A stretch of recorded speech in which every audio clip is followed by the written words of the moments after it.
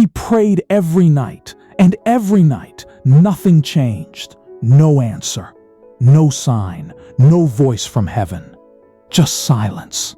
If you've ever felt like God stopped listening to you, stay with me for the next few minutes. Because what I'm about to tell you might be the reason you're still breathing today. This is not just a story. This might be your story. His name doesn't matter, because he could be anyone. He could be you. 2 years ago, life looked good. He had a job he was proud of, a relationship he thought would last forever, a plan, a 5-year plan, a 10-year plan, the kind of plan you build your whole identity on. He remembers the small things from that time. Sunday mornings with coffee on the porch, laughing at nothing with people he loved, the kind of ordinary happiness you don't notice until it's gone. Then, in the space of 6 months, it all came apart. The company he worked for shut down. No warning, no severance, just a locked door and a text message. The relationship he thought was forever ended with someone else's name in her phone. His savings ran out, paying for a father's hospital bills. A father who passed away anyway, 3 weeks before Christmas. He remembers standing outside the hospital room after it was over, still holding a cup of coffee he never drank, gone cold in his hand. Nobody tells you that grief has a temperature. That coffee going cold felt like the whole world going cold with it. He remembers sitting in his car in a parking lot at 2 a.m., engine off, heater off, just sitting there. Not crying, just numb. That kind of numb that's worse than crying, because it means you've run out of tears to give. And in that silence, he did something he hadn't done in years. He prayed.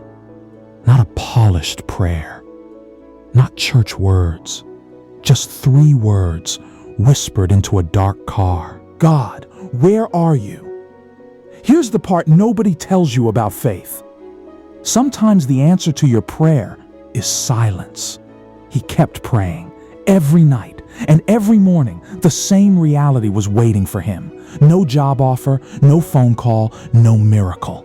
Friends stopped calling as often, not because they didn't care, but because pain makes people uncomfortable, and most people don't know what to do with someone else's pain for very long. He understood it, but it still made the nights longer. He started to believe the thought that creeps into all of our minds in the dark. Maybe God isn't listening. Maybe I'm not worth saving. If you've ever thought that, you're not weak. You're human.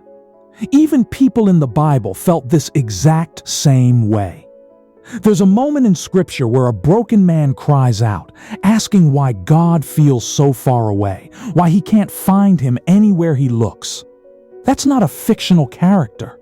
That was a real person, feeling the exact same abandonment you might be feeling right now. Faith was never a promise that the pain disappears. Faith is what you hold on to while the pain is still there. He didn't feel strong. He didn't feel chosen. He felt forgotten. There was a night, maybe the lowest one, when he almost stopped praying altogether. Not out of anger, out of exhaustion. He thought, what's the point of asking a question that never gets answered? But something in him, some small, stubborn thread of hope he didn't even know he still had, wouldn't let him fully let go. So he kept whispering those same 3 words into the dark, even when it felt pointless, even when it felt embarrassing to still believe. That's the part of faith nobody puts on a highlight reel. Not the miracle.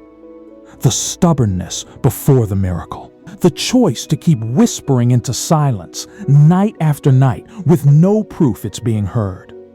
But here's what he didn't know yet. The thing you don't know yet, if you're in your own silent season right now. Silence is not the same as absence. Sometimes the quietest seasons of your life are the ones where the most is happening. You just can't see it yet. There's an old idea, one you've probably heard before, even if you didn't know where it came from, that there's a right time for everything under heaven. A time to break down and a time to build up. A time to weep and a time to laugh. A season for the pain and a season for what comes after it. He didn't understand that idea back then. Not really. It's the kind of truth you can only understand looking backward, never while you're living inside it. Because while you're inside the pain, all you can feel is the pain. You can't feel the building happening underneath it. Weeks passed. He applied for jobs and heard nothing back. He learned to cook simple meals because takeout wasn't in the budget anymore. He learned what it felt like to check his bank account and feel his stomach drop. He learned, slowly, painfully, how to be alone with his own thoughts without running from them. And somewhere in those quiet, unremarkable weeks, nothing dramatic, no lightning bolt, something in him started to shift. He started noticing small things again. A sunrise, a stranger holding a door, a song on the radio that made him feel, just for a second, like things might be okay.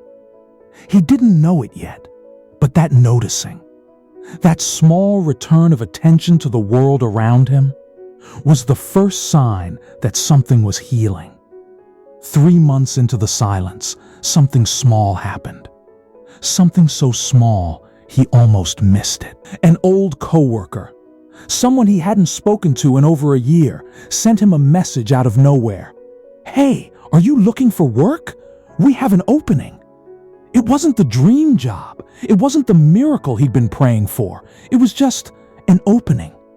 A crack of light under a closed door. He almost didn't reply. Because when you've been disappointed enough times, hope starts to feel dangerous. Hope, when it's been broken before, doesn't feel like a gift. It feels like a risk. But something in him, call it faith, call it desperation, made him type back, "Yes, tell me more." That single message led to an interview. That interview led to a job. Not his old life back, a different life. Smaller paycheck at first, harder hours. But something about it felt different. For the first time in months, he woke up without dreading the day. It wasn't instant. The first few weeks at the new job were hard. He made mistakes. He doubted himself. There were still nights he wondered if he'd made the wrong choice, if this was really the answer to those prayers, or just another detour. But slowly, not all at once, not like a lightning bolt, but slowly, like a sunrise, he started to understand something. God hadn't been silent because he didn't care. God had been rebuilding him, quietly, in the dark. The way a seed grows underground before anyone ever sees it break through the soil. Every no he got before that message had actually been protecting him from paths that weren't meant for him.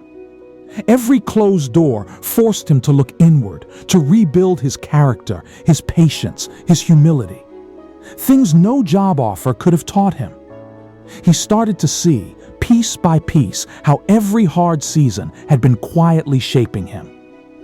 The patience he learned from waiting, the humility he learned from starting over, the gratitude he learned from having nothing and then, slowly, having something again. He wasn't being punished. He was being prepared. Looking back now, he says the hardest season of his life was also the most important one. Not because the pain was good. The pain was real, and it was brutal, and no one should minimize what he went through. But because in that silence, he found something he never had when life was easy. A faith that didn't depend on things going well. Before, his faith was built on comfort.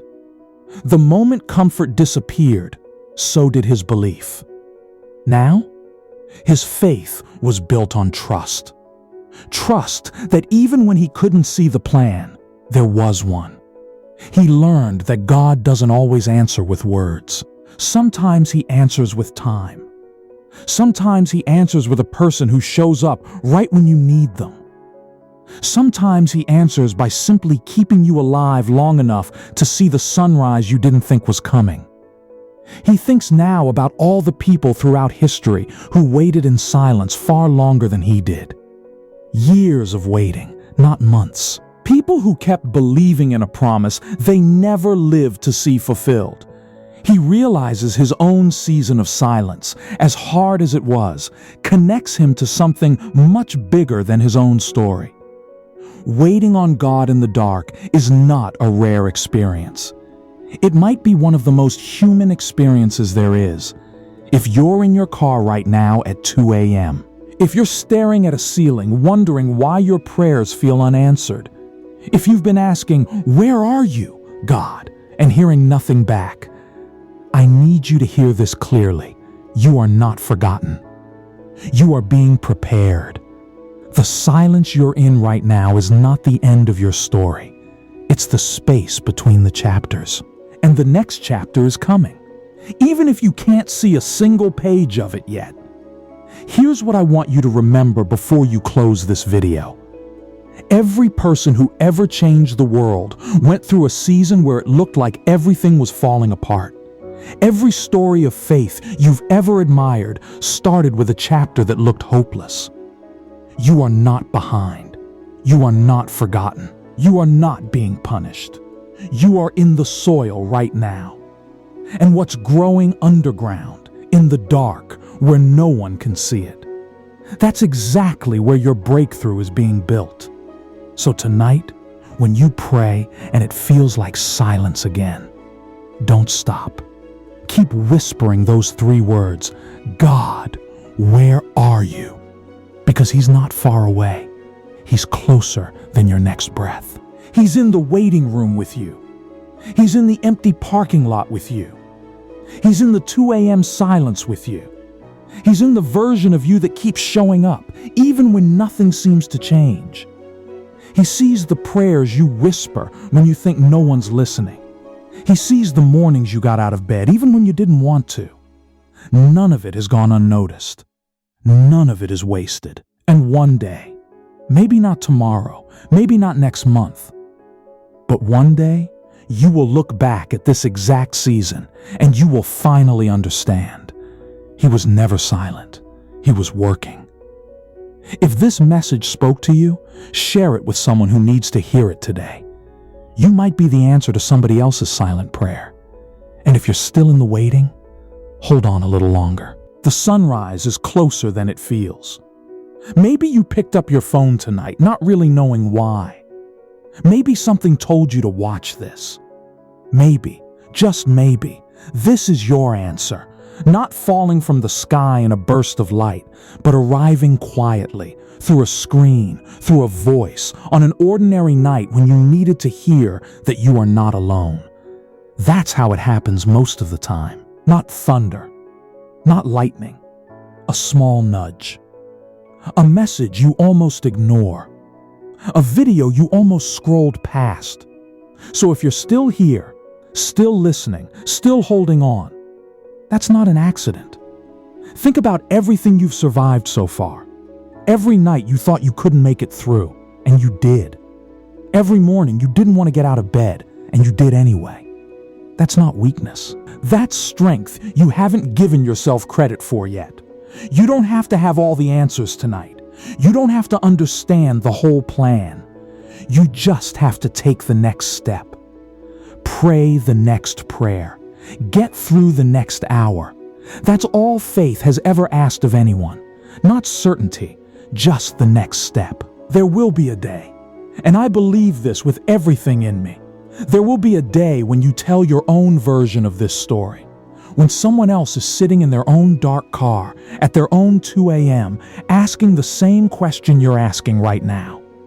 And you'll be the one who tells them, "I've been there, and it got better, and He was never gone." Until that day comes, keep going. Keep praying, even into the silence. Keep believing, even without proof. Keep showing up for your own life, one ordinary day at a time. Because the same God who was working in the dark for him is working in the dark for you, too. You are not forgotten. You are not alone.